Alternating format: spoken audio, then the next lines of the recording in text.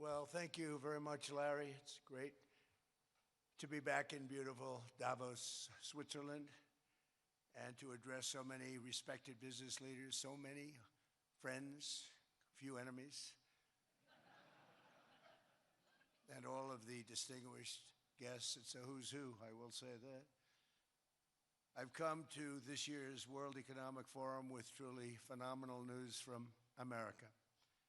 Yesterday marked the one-year anniversary of my inauguration, and today, after 12 months back in the White House, our economy is booming, growth is exploding, productivity is surging, investment is soaring, incomes are rising, inflation has been defeated, our previously open and dangerous border is closed and virtually impenetrable, and the United States is in the midst of the fastest and most dramatic economic turnaround in our country's history. Under the Biden administration, America was plagued by the nightmare of stagflation, meaning low growth and high inflation, a recipe for misery, failure, and decline. But now, after just 1 year of my policies, we are witnessing the exact opposite: virtually no inflation and extraordinarily high economic growth. Growth like I believe you'll see very shortly our country has never seen before, perhaps no country has ever seen before. Over the past 3 months, core inflation has been just 1.6%. Meanwhile, fourth quarter growth is projected to be 5.4%, far greater than anybody other than myself and a few others had predicted. Since the election, the stock market has set 52 all-time high records. So that's in 1 year, 52 records, adding $9 trillion in value to retirement accounts, 401ks, and people's savings. People are doing very well. They're very happy with me. Since my inauguration, we've lifted more than 1.2 million people off of food stamps, and after 4 years, in which Biden secured less than $1 trillion of new investment in our country. Think of that, $1 trillion, substantially less than that. In 4 years, we've secured commitments for a record-breaking $18 trillion, and we think when the final numbers come out, they'll be closer to $20 trillion of investment. That's never been done by any country at any time, not even close. Just over 1 year ago, under the radical left Democrats, we were a dead country. Now we are the hottest country anywhere in the world. In fact, the United States economy is on pace to grow at double the rate that was projected by the IMF just last April. And with my growth and tariff policies, it should be much higher. I really believe we can be much higher than that. And this is all great news, and it's great for all nations. The USA is the economic engine on the planet, and when America booms, the entire world booms. It's been the history. When it goes bad, it goes bad. You all follow us down, and you follow us up, and we're at a point that I don't believe we've ever been. I never thought we could do it this quickly. My biggest surprise is I thought it would take more than a year, maybe like a year and 1 month.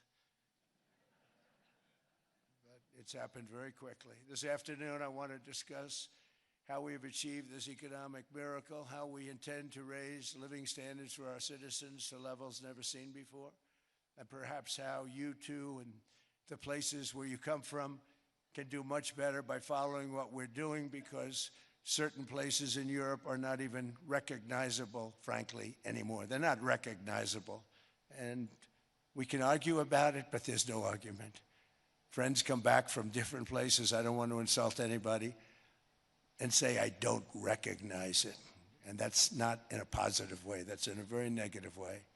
And I love Europe, and I want to see Europe go good, but it's not heading in the right direction. In recent decades, it became conventional wisdom in Washington and European capitals that the only way to grow a modern Western economy was through ever-increasing government spending, unchecked mass migration, and endless foreign imports. The consensus was that so-called dirty jobs and heavy industry should be sent elsewhere, that affordable energy should be replaced by the Green New Scam, and that countries could be propped up by importing new and entirely different populations from faraway lands. This was the path that Sleepy Joe Biden administration and many other Western governments very foolishly followed, turning their backs on everything that makes nations rich and powerful and strong. And there's so much potential in so many nations. The result was record budget and trade deficits and a growing sovereign deficit driven by the largest wave of mass migration in human history. We've never seen anything like it. Quite frankly, many parts of our world are being destroyed before our very eyes, and the leaders don't even understand what's happening. And the ones that do understand aren't doing anything about it. Virtually all of the so-called experts predicted my plans to end this failed model would trigger a global recession and runaway inflation. But we have proven them wrong. It's actually just the opposite. In 1 year, our agenda has produced a transformation like America has not seen in over 100 years. Instead of closing down energy plants, we're opening them up. Instead of building ineffective, money-losing windmills, we're taking them down and not approving any. Instead of empowering bureaucrats, we're firing them, and they're going out and getting jobs in the private sector for 2 and 3 times what they were making in government. So they started off hating me when we fired them, and now they love me.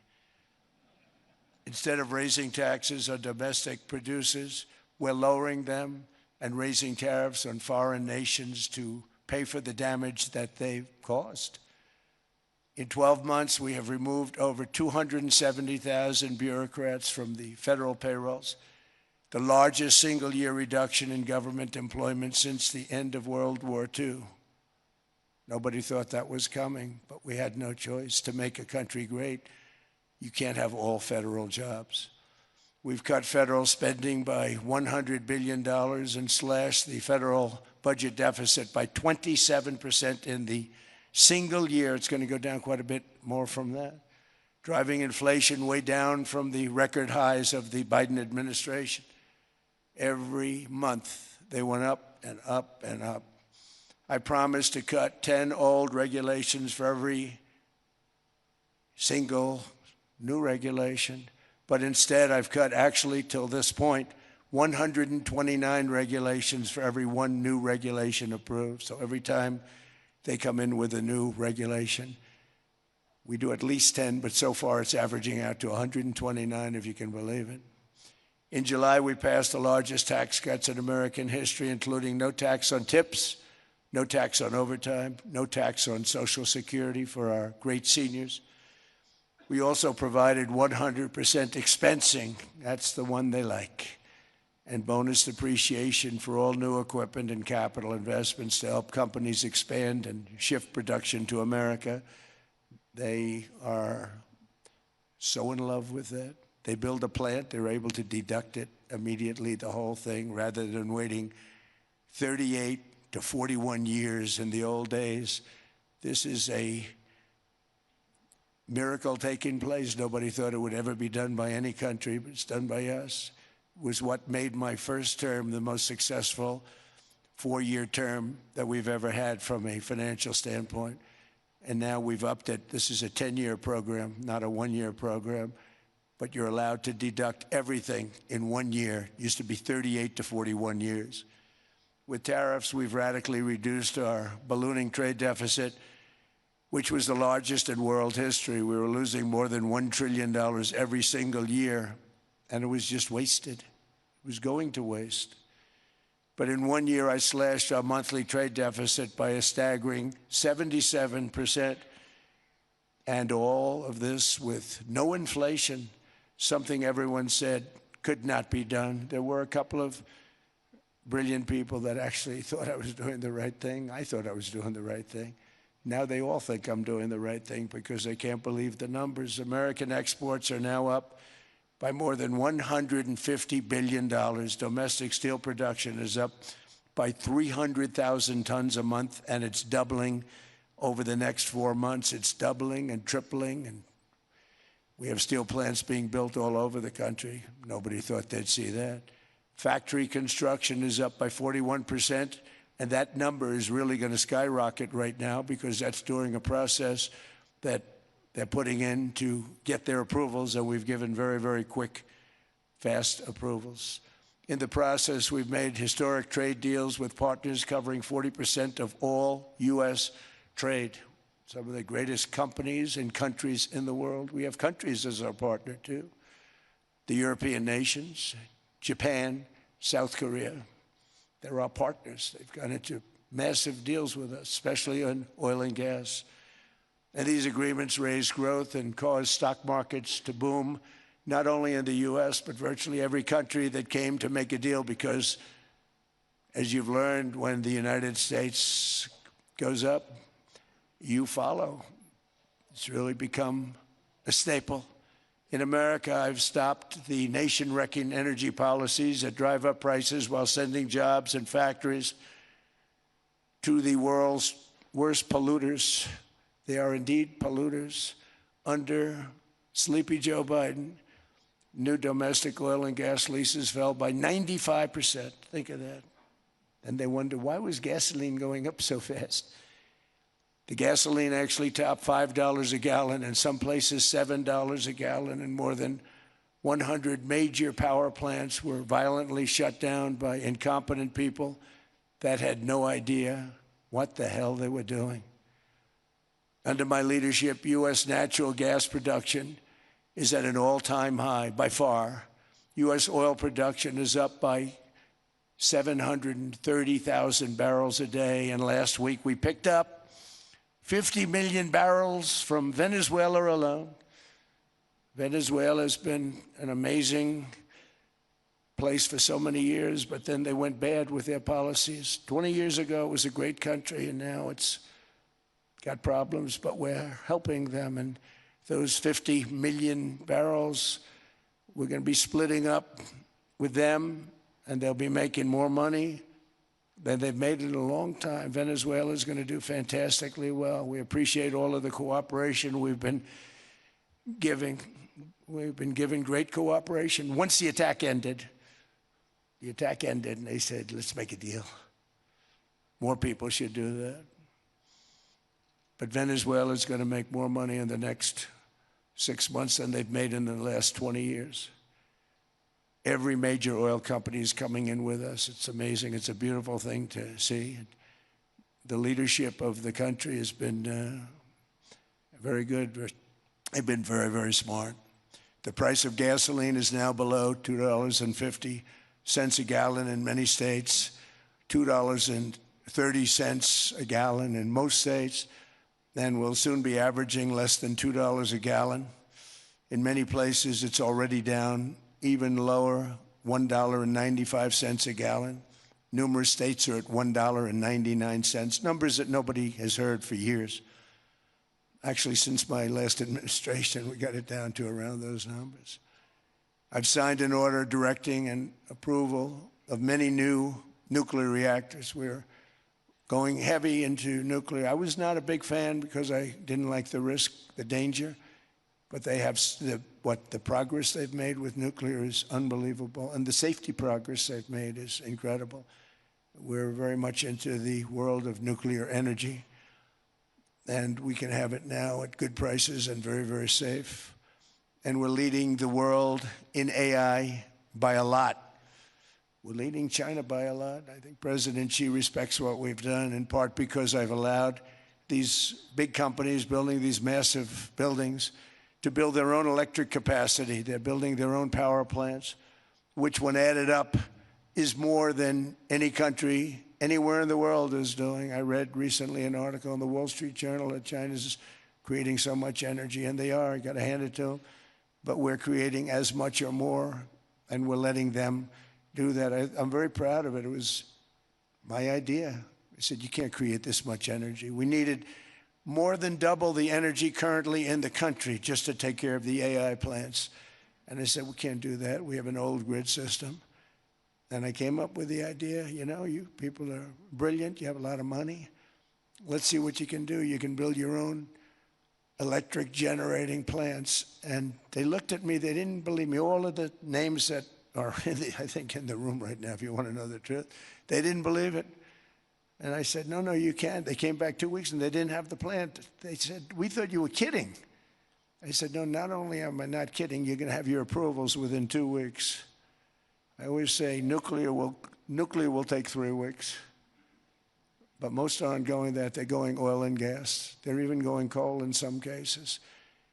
Because of my landslide election victory, the United States avoided the catastrophic energy collapse which befell every European nation that pursued the Green New Scam, perhaps the greatest hoax in history. The Green New Scam, windmills all over the place, destroy your land, destroy your land. Every time that goes around, you lose $1,000. You're supposed to make money with energy, not lose money. Here in Europe, we've seen the fate that the radical left tried to impose on America. They tried very hard. Germany now generates 22% less electricity than it did in 2017. And it's not the current chancellor's fault. He's solving the problem. He's going to do a great job. But what they did before he got there, I guess that's why he got there. And electricity prices are 64% higher. The United Kingdom produces just 1/3 of the total energy from all sources that it did in 1999. Think of that, 1/3. And they're sitting on top of the North Sea, one of the greatest reserves anywhere in the world, but they don't use it. And that's one reason why their energy has reached catastrophically low levels with equally high prices. High prices, very low levels. Think of that, 1/3.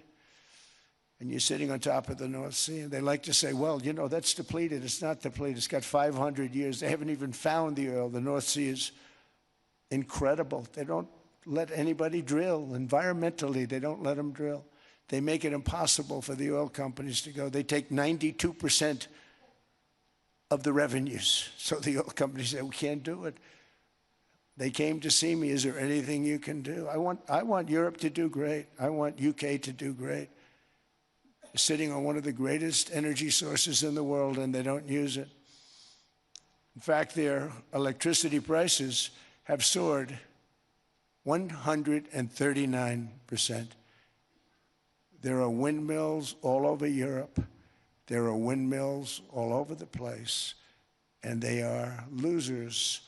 One thing I've noticed is that the more windmills a country has, the more money that country loses and the worse that country is doing. China makes almost all of the windmills, and yet I haven't been able to find any wind farms in China. Did you ever think of that? It's a good way of looking at it. They're smart. China's very smart. They make them, they sell them for a fortune. They sell them to the stupid people that buy them, but they don't use them themselves. They put up a couple of big wind farms, but they don't use them. They just put them up to show people what they could look like. They don't spin. They don't do anything. They use a thing called coal, mostly. But China goes with the coal. They go with oil and gas. They're starting to look at nuclear a little bit. And they're doing just fine. They make a fortune selling the windmills, though. And I think really that's one that they wouldn't be surprised if it stopped. They are shocked that it continues to go. They're very friendly with me. They're shocked that people continue to buy those damn things. They killed the birds. They ruin your landscapes. Other than that, I think they're fabulous, by the way. Stupid people buy them. The consequences of such destructive policies have been stark, including lower economic growth, lower standards of living, lower birth rates, more socially disruptive migration, more vulnerability to hostile foreign adversaries, and much, much smaller militaries. The United States cares greatly about the people of Europe. We really do. I mean, look, I am derived from Europe. Scotland and Germany, 100% Scotland, my mother, 100% German, my father. And we believe deeply in the bonds we share with Europe. as a civilization. I want to see it do great.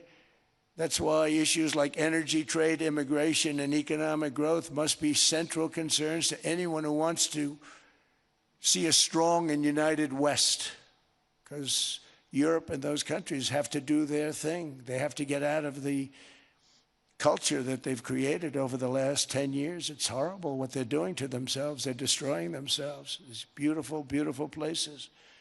We want strong allies, not seriously weakened ones. We want Europe to be strong. Ultimately, these are matters of national security, and perhaps no current issue makes the situation more clear than what's currently going on with Greenland. Would you like me to say a few words of Greenland? I was going to leave it out of the speech, but I think I would have been reviewed very negatively. I have tremendous respect for both the people of Greenland and the people of Denmark, tremendous respect. But every NATO ally has an obligation to be able to defend their own territory. And the fact is, no nation or group of nations is in any position to be able to secure Greenland other than the United States. We're a great power, much greater than people even understand. I think they found that out 2 weeks ago in Venezuela. We saw this in World War II, when Denmark fell to Germany after just 6 hours of fighting and was totally unable to defend either itself or Greenland. So the United States was then compelled, we did it, we felt an obligation to do it, to send our own forces to hold the Greenland territory. And hold it we did, at great cost and expense. They didn't have a chance of getting on it, and they tried. Denmark knows that. We literally set up bases on Greenland for Denmark. We fought for Denmark. We weren't fighting for anyone else. We were fighting to save it for Denmark. Big, beautiful piece of ice. It's hard to call it land. It's a big piece of ice. But we saved Greenland and successfully prevented our enemies from gaining a foothold in our hemisphere. So we did it for ourselves also. And then after the war, which we won it big. Without us, right now you'd all be speaking German and a little Japanese, perhaps. After the war, we gave Greenland back to Denmark. How stupid were we to do that? But we did it. But we gave it back. But how ungrateful are they now? So now our country and the world face much greater risks than it did ever before because of missiles, because of nuclear, because of weapons of warfare that I can't even talk about. 2 weeks ago, they saw weapons that nobody ever heard of. They weren't able to fire one shot at us. They said, what happened? Everything was discombobulated. They said, we've got them in our sights. Press the trigger, and nothing happened. No anti-aircraft missiles went up. There was one that went up about 30 feet and crashed down right next to the people that sent it. They said, what the hell is going on? Those defensive systems were made by Russia and by China. So they're going to go back to the drawing boards, I guess. Greenland is a vast, almost entirely uninhabited and undeveloped territory. It's sitting undefended in a key strategic location between the United States, Russia, and China. That's exactly where it is, right smack in the middle. Wasn't important nearly when we gave it back. You know, when we gave it back, it wasn't the same as it is now. It's not important for any other reason, you know. Everyone talks about the minerals. There's so many places. There's no rare earth. No such thing as rare earth. There's rare processing. But there's so much rare earth. And to get to this rare earth, you got to go through hundreds of feet of ice. That's not the reason we need it. We need it for strategic national security and international security. This enormous unsecured island is actually part of North America on the northern frontier of the Western Hemisphere. That's our territory. It is therefore a core national security interest of the United States of America. And in fact, it's been our policy for hundreds of years to prevent outside threats from entering our hemisphere. And we've done it very successfully. We've never been stronger than we are now. That's why American presidents have sought to purchase Greenland for nearly 2 centuries. You know, for 2 centuries they've been trying to do it. They should have kept it after World War II, but they had a different president. That's all right. People think differently. Much more necessary now than it was at that time, however. In 2019, Denmark said that they would spend over $200 million to strengthen Greenland's defenses. But as you know, they spent less than 1% of that amount. 1%. There's no sign of Denmark there. And I say that with great respect for Denmark, whose people I love, whose leaders are very good. It's the United States alone that can protect this giant mass of land, this giant piece of ice, develop it and improve it and make it so that it's good for Europe and safe for Europe and good for us. And that's the reason I'm seeking immediate negotiations to once again discuss the acquisition of Greenland by the United States, just as we have acquired many other territories throughout our history, as many of the European nations have. They've acquired. There's nothing wrong with it. Many of them. Some went in reverse, actually, if you look. Some had great, vast wealth, great, vast lands all over the world. They went in reverse. They're stuck back where they started. That happens too. But some grow. But this would not be a threat to NATO. This would greatly enhance the security of the entire alliance, the NATO alliance. The United States is treated very unfairly by NATO. I want to tell you that. And when you think about it, nobody can dispute it. We give so much and we get so little in return. And I've been a critic of NATO for many years. And yet I've done more to help NATO than any other president by far, than any other person. You wouldn't have NATO if I didn't get involved in my first term. The war with Ukraine is an example. We are thousands of miles away, separated by a giant ocean. It's a war that should have never started, and it wouldn't have started if the 2020 U.S. presidential election weren't rigged. It was a rigged election. Everybody now knows that. They found out. People will soon be prosecuted for what they did. It's probably breaking news, but it should be. It was a rigged election. Can't have rigged elections. You need strong borders, strong elections, and ideally a good press. I always say it. Strong borders, strong elections, free, fair elections, and a fair media. The media is terrible. It's very crooked. It's very biased, terrible. But someday it'll straighten out because it's losing all credibility. Think of it. When I went in a landslide, a giant landslide, won all 7 swing states, won the popular vote, won everything, and they only get negative press. That means that it has no credibility. And if they're going to get credibility, they're going to have to be fair. So you need a fair press. But you also need those other elements. And I inherited a terrible, terrible situation. If you look, the border was open. The inflation was raging. Everything was bad with the United States when I came into office. But I also inherited a mess with Ukraine and Russia, something that would have never happened. And I know Putin very well. He and I would discuss Ukraine. It was the apple of his eye, but he wasn't going to do anything. I said, Vladimir, you're not doing it. He would never have done it. It was terrible what happened. I could see it happening, too. After I left, I could see it happening. Biden had given Ukraine and NATO $350 billion, a staggering sum, $350 billion. I came in, and just like the southern border, just like inflation, just like our economy, I said, wow, this place is in trouble, meaning our country. All of these things were out of control. But the border was out of control. We fixed it with the strongest border anywhere in the world. And I've now been working on this war for 1 year, during which time I settled 8 other wars. India, Pakistan, I settled other wars that were Vladimir Putin called me, Armenia, Azerbaijan, He said, I can't believe you settled that one. They were going on for 35 years. I settled it in one day. And President Putin called me.